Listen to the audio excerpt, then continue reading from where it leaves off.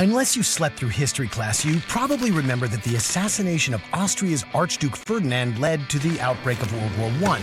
But just how did the killing of Austria's heir to the throne by a 19-year-old Serb lead to a conflict involving more than 100 nations?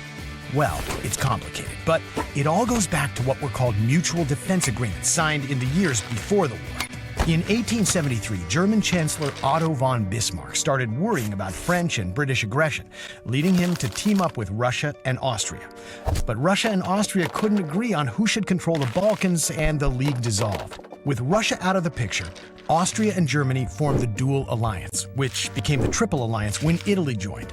On the Allied side, the Triple Entente between France, Great Britain, and Russia were really made up of three separate alliances. France and Russia were the first to connect. Then Great Britain and France made a deal, and finally, the Anglo-Russian Convention connected all three nations together.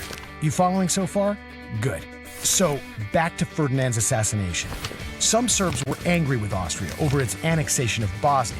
In 1914, the Archduke was killed by a group of Serb revolutionaries who wanted to unify Serbia with Austrian-controlled Bosnia.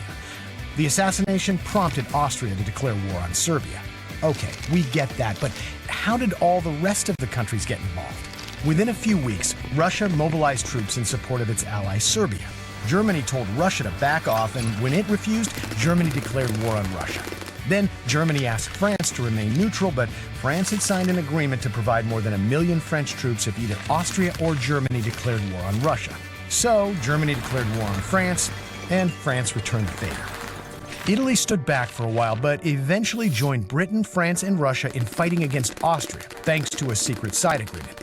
Meanwhile, Germany invaded Belgium to get to France. In order to uphold a treaty with Belgium, Great Britain was forced to declare war on Germany. Then Austria on Russia, France on Austria, Serbia on Germany. You get the idea.